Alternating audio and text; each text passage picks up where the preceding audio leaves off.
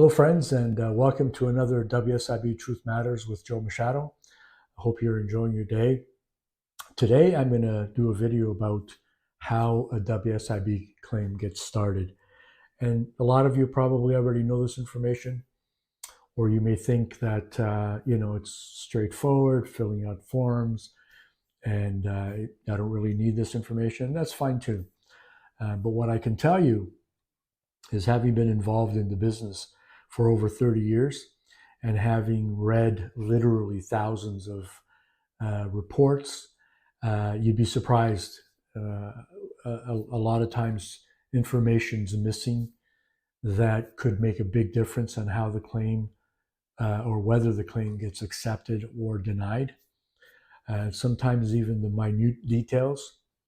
So whenever I reviewed a file for one of our clients, it comes in multiple sections, and one of the first sections I would go into is the forms section.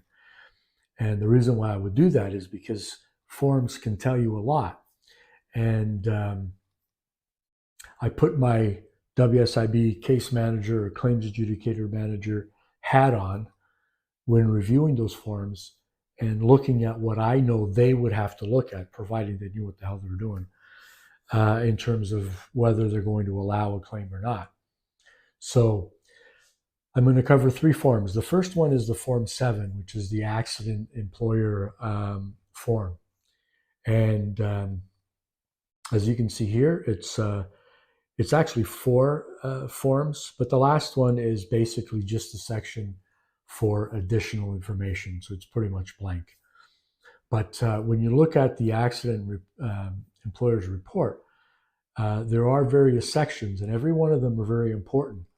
And so when you file a claim, whether it's a chance event, something that happened, you lifted something, or you slipped and you fell, or you were working with a particular tool or machine, and it happened on the spot, and then you report that to the employer right away. That's important. But if the employer report form has quite a few sections, and I'm going to go through those with you because each and every one of them is very important. It's also important that you know what to look for in those sections, because if there are certain things that are missing after you filed your report, it gives you an opportunity to get it corrected very quickly. So, the first part is the worker information, so pretty straightforward. The employer information, it's also very straightforward. Accident, illness, dates and details, that's very important. That's where all of the details get written down. And believe me, details are important. So don't leave anything out. You want to be as descriptive as possible as far as what you were doing at the time of the injury. If there were any witnesses, make sure you get those names. If you were lifting something, how heavy was the object? If you were working with chemicals, what chemicals you were working with, although the employer should know that. So things of this nature, it's very, very important to be very detailed, because it may be something that you don't really find as important right now. Maybe, maybe just a minor pull or something, and you think it's going to go away, but if it doesn't, and you try to get it added later on, it's going to be a problem. So be as detailed as possible. Make sure you get that information in there, and make sure that the employer fills that out with all of the information. The next section is lost time, and you can have a lost time claim, which means that you were injured, you're going to require time off work, and you can have a claim where you don't require any time off work, and after 3 or 4 days of maybe doing a lighter job, you go back to your regular job and everything's fine.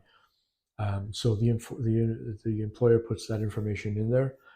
Information about return to work. So if you were off work for a period of time, and this is a recurrence, the employer would fill in that information. The next section that's very important is your wage information. And so make sure that the employer puts in all of the information about your wages, not just your hourly rate, but bonuses. If you're part of a union, shift premium, overtime hours, that sort of thing.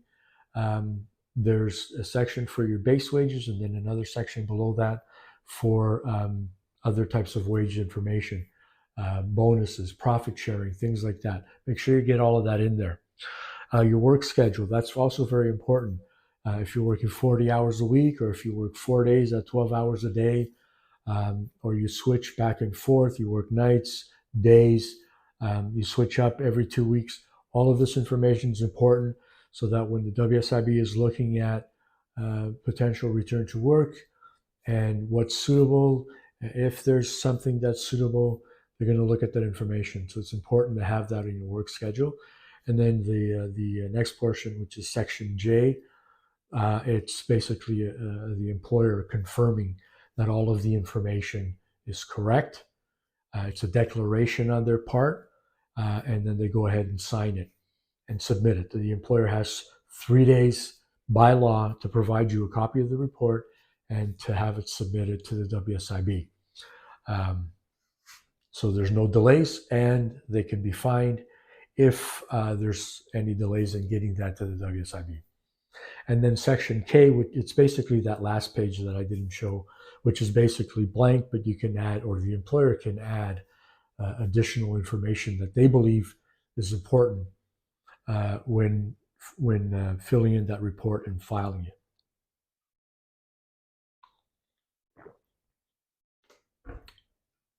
So the next report that I'm going to talk about is the healthcare professional report. That's your doctor's report.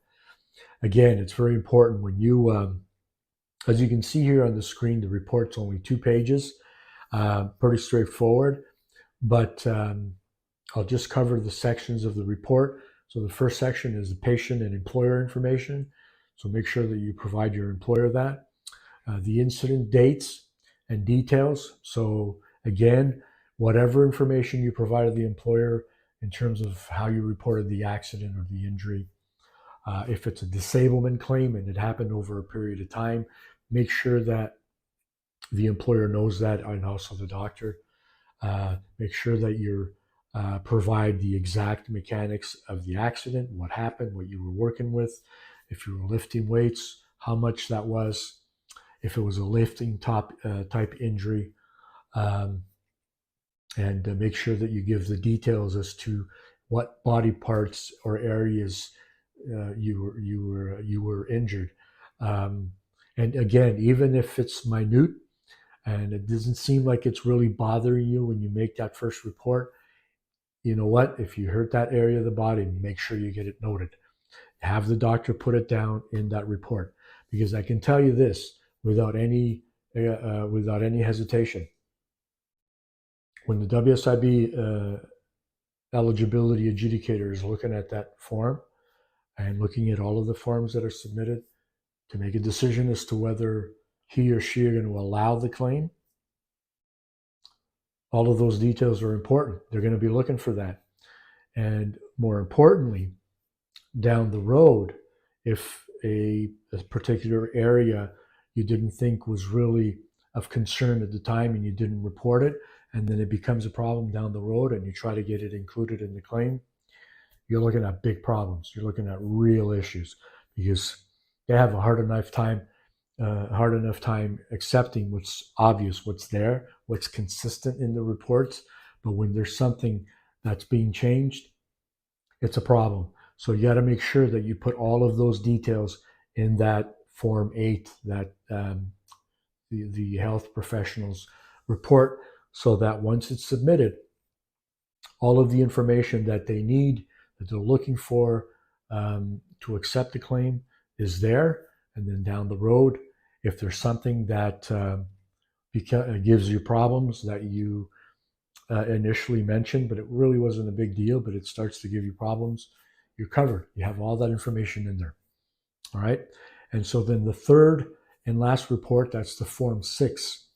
So as you can see here on the screen, this one is 4 pages as well. I only put 3 of them up because the 4th page is, again, a section where you can add additional information. So it's just blank. But in these 3 sections, they ask for certain specific information.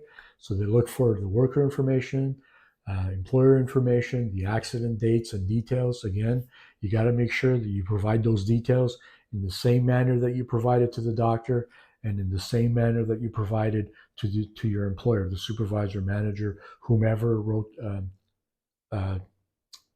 completed the report with you.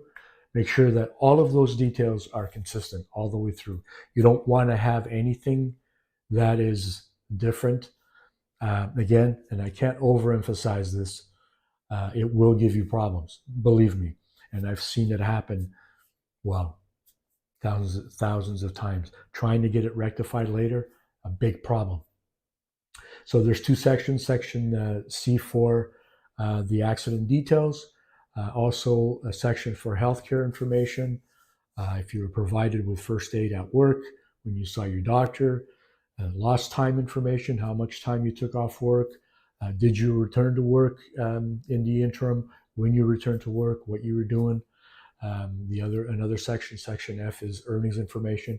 Again, provide all of the details of your earnings. It doesn't matter whether it's variable, it switches up. Make sure that you get those details in there. And if the WSIB has to try and figure it out because the employer didn't provide enough details, they'll be requesting it from the employer. But make sure that you get it in there so that it's all considered when the WSIB is calculating your earnings. Okay? And then the last part is, of course, your declaration that everything is truthful and based on the facts, and you're signing the report and then having it submitted. So it's pretty straightforward, friends. It's not really complicated. But at the end of the day, it's the importance of details, and it's the importance of consistency on how those three forms, the Form 7, Form 8, and Form 6, were completed, what information was provided. That can save a lot of headaches when the WSIB is making a determination as to whether to accept or deny the claim, and it can save a lot of headaches down the road. If a condition wasn't symptomatic, it was injured, but it wasn't symptomatic, and then it becomes symptomatic down the road. Those details are really important. All right, friends. So I hope this helps. You can always refer back to this video if you have any questions, and if there's something that if you have a question regarding something in this process that I didn't cover, by all means, send me an email at joemachado@WSIBsettlements.com, and I'll get right back to you with the response. All right, friends. Once again, thank you for taking the time to watch this video. To my subscribers, thank you for sharing my videos. It's helping me to build the channel. If you're new to the channel, welcome. If you're not yet a subscriber, I invite you to become a subscriber. It's free. Just click the subscriber button and the notification bell. You get notified every time I come out with a new video. I've got over 30 years of experience to put into videos to help injured workers manage their WSIB claims. Also, if you'd like to visit my company, WSIBsettlements.com, we have some tools there that I personally developed based on a success over the years of what happens, tools that members are using now, and it's making a difference in their claims. So I welcome you to have a look at that. I'll put the website information here. All right, friends. And so coming up next, I'm going to talk about the calculation of future economic loss benefits for students, learners, and apprentices. There are factors that the WSIB can take into consideration when calculating future economic loss benefits. I'm also going to cover that for loss of earnings benefits in Bill 99 and pre-1990 claims. But this one, I'm going to talk about future economic loss. So basically, claims between January 1, 1990 and December 31st, 1997. All right, friends, so be on the lookout for that video. Click that notification button. And as always, take care.